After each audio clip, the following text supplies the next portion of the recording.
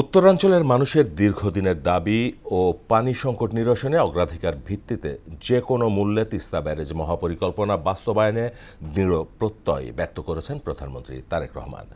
সকালে প্রস্তাবিত বাজেটের ওপর সাধারণ আলোচনায় অংশ নিয়ে অর্থনীতি, কৃষি, শিক্ষা এবং জ্বালানি খাতের দীর্ঘমেয়াদী সংস্কার ও ভবিষ্যৎ পরিকল্পনা তুলে ধরেন তিনি।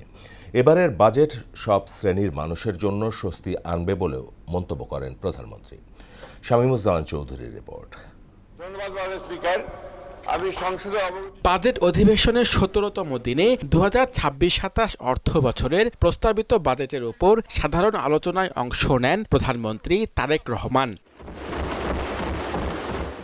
বাজেটকে জনবান্ধব আখ্যা দিয়ে তিনি বলেন, এবারের বাজেট ঘোষণার পর কোনো নিত্য প্রয়োজনীয় পণ্যের দাম বাড়েনি। আমরা যে বাজেট উপস্থাপন করছি, এই বাজেটকে আমি একটি নামকরণ দিতে চাই, সেটি হচ্ছে জীবন বান্ধব বাজেট। বাস্তবতা হচ্ছে খুব স্বাভাবিকভাবে, যেহেতু বাজেটটি সরকারি দল উপস্থাপন করছে, আমরা স্বাভাবিকভাবেই চেষ্টা করব যে একটি সুন্দর, একটি স্বাভাবিক, একটি বাস্তবমুখী বাজেট উপস্থাপন করার জন্য। জনগণকে স্বস্তি দিতে সরকারের বিশেষ পদক্ষেপের কথা উল্লেখ করেন সংসদ নেতা। বাজেট উপস্থাপনের আগে এবং বাজেট উপস্থাপনের পরে, আগে পরে দুদিকতেই অনেক নিত্য প্রয়োজনীয় জিনিসের দাম হঠাৎ করে কোনো কারণ ছাড়া বেড়ে যেত।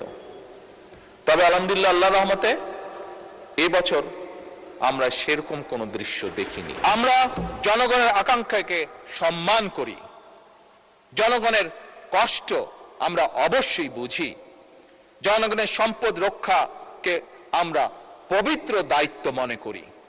আমরা এমন একটি বাংলাদেশকে গড়ে তুলতে চাই, এমন একটি বাংলাদেশকে পেতে চাই যেখানে উন্নয়ন হবে ন্যায্যতা ভিত্তিক, অর্থনীতি হবে অন্তর্ভুক্তিমূলক, রাষ্ট্র হবে জবাবদিহিমূলক।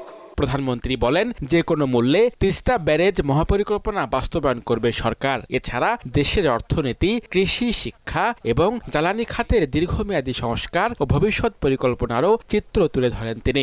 উন্নয়নকে টেকসই করতে হলে শুধু অর্থনৈতিক সংস্কারই নয়, রাষ্ট্র পরিচালনার প্রত্যেকটি ক্ষেত্রে সুশাসন প্রতিষ্ঠা অত্যন্ত জরুরি। এর পাশাপাশি জনগণ একটি ন্যায়ভিত্তিক রাষ্ট্র চায়। মাননীয় স্পিকার, এটি একটি মানুষের চাওয়া। এখন স্বচ্ছ এবং জবাবদিহিমূলক সরকার এবং প্রশাসন চায়। সারা বছর যাতে কৃষক সেচ সুবিধা নিশ্চিত রাখতে পারে, তার জন্য বর্তমান সরকার পুনরায় যেখানে সম্ভব নদীগুলো, যে সকল নদী পসিবল, সেই নদীগুলো এবং খালগুলোকে খনন এবং পুনর্খননের কাজ এরই ভিতরে শুরু করেছে। একটি ন্যায়ভিত্তিক, মানবিক ও অন্তর্ভুক্তিমূলক অর্থনৈতিক কাঠামো গড়ে তোলাই এবারের বাজেটের মূল লক্ষ্য বলে জানান প্রধানমন্ত্রী তারেক রহমান। আমাদের এই বাজেটের অন্যতম একটি ইম্পর্টেন্ট লক্ষ্য হলো অর্থনৈতিক খাতে শৃঙ্খলাকে যে কোনো মূল্যে ফিরিয়ে নিয়ে আসা। শামীমুজ্জামান চৌধুরী, মোহনা সংবাদ।